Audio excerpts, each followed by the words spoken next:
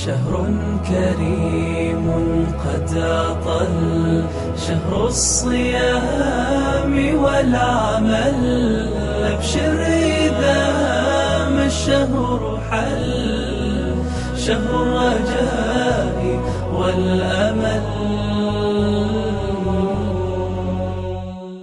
بسم الله الرحمن الرحيم وبه نستعين. اعوذ باللہ من الشیطان الرجیم. بسم اللہ الرحمن الرحیم. یا ایھا الذین آمنوا کتب علیکم الصیام کما کتب علی الذین من قبلکم لعلکم تتقون. صدق اللہ العظیم. برادران اسلام، یہ ہم لوگوں کی خوش نصیبی ہے کہ اللہ تعالیٰ نے ہم کو یہ رمضان المبارک کا مقدس مہینہ نصیب فرمایا. اللہ رب العزت نے کلام پاک میں یہ ارشاد فرمایا، جو میں نے آیت تلاوت کی ہے، کہ اے لوگو، تمہارے پر رمضان فرض کیا گیا جیسے پہلی امتوں پر بھی کیا تھا. یہ اس لیے اللہ تعالیٰ فرما رہے ہیں تاکہ یہ امت روزے کو بوجھ نہ سمجھے، اس کو یہ احساس نہ ہو کہ بھئی یہ ایک مہینے تک کھانے پینے سے ہمیں روکا جائے اس امت کے اوپر. تو اللہ تعالیٰ نے یہ فرما دیا کہ تم سے پہلی امتوں پر بھی روزہ فرض کیا گیا. تو اس سے ہم کو ہمت آتی ہے کہ پہلی امتوں نے بھی روزے رکھے تو ہم لوگوں کے لیے بھی روزہ رکھنا اچھا ہے اور ضروری ہے. اور روزے کا مقصد اللہ تعالیٰ نے یہ بیان فرمایا کہ لعلکم تتقون، تاکہ روزہ رکھنے کی وجہ سے تم پرہیزگار بن جاؤ، تقوی تمہارے اندر پیدا ہو جائے، تمہارے دل اللہ تعالیٰ کے ساتھ لگ جائیں. انسان اس دنیا میں جو زندگی گزارتا ہے تو اس میں بہت ساری چیزیں ایسی ہیں کہ اس کا دل اس میں اٹکا ہوا ہوتا ہے. کبھی تجارت میں ہے، کبھی کسی اور کام میں ہے، کبھی سیاست میں الجھ جاتا ہے، تو اللہ سے ذرا دور آدمی ہو جاتا ہے. تو اللہ تعالیٰ نے یہ ہم لوگوں پر یہ فضل فرمایا، یہ احسان فرمایا کہ اللہ تعالیٰ نے ہمیں یہ مہینہ عطا فرمایا رمضان شریف کا، تاکہ ہم اپنے دل کو صاف کریں اور اللہ تعالیٰ کے ساتھ محبت پیدا کرنے کی کوشش کریں. اور رمضان کے مقصد میں سے یہ ہے، اور آدمی کو یہی بات سوچ کر رمضان کا روزہ رکھنا ہے.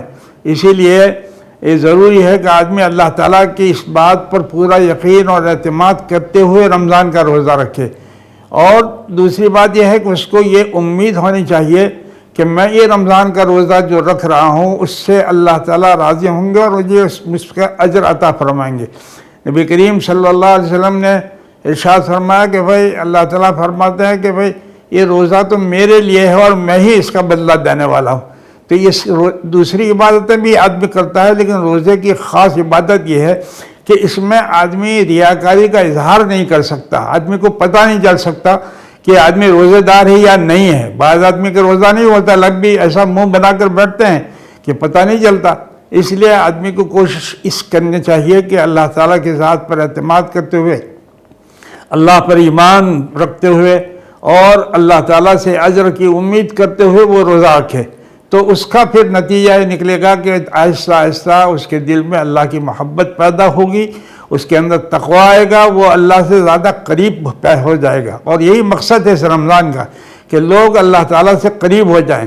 اور اللہ تعالیٰ نے اس رمضان میں دوسری عبادتیں بھی اسی لیے کی ہیں کہ زیادہ سے زیادہ بندہ اپنے اللہ کے نزدیکی حاصل کرنے کی وہ کوشش کرے.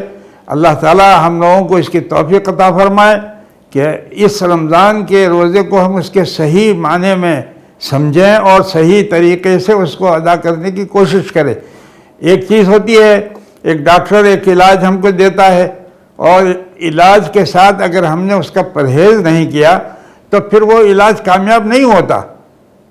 ڈاکٹر کی دوا کے ساتھ پرہیز ضروری ہوتا ہے. اسی طرح رمضان کا روزہ آدمی رکھے تو اس کے لیے ضروری ہے کہ وہ لایانی چیزوں سے وہ پرہیز بھی کرے. اگر وہ پرہیز کرے گا تو پھر یہ روزہ اس کے لیے فائدہ مند ہوگا.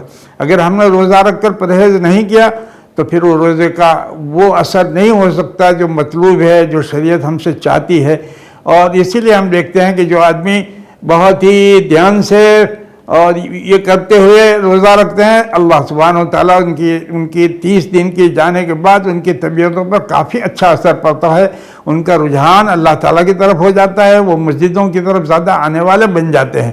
اللہ تعالیٰ ہم سب کو اس کی توفیق عطا فرمائے کہ ہم پورے دھیان سے ایمان اور احتساب کے ساتھ روزے کی اس عبادت کو پورا کریں۔ وآخر دعوانا الحمدللہ رب العالمین۔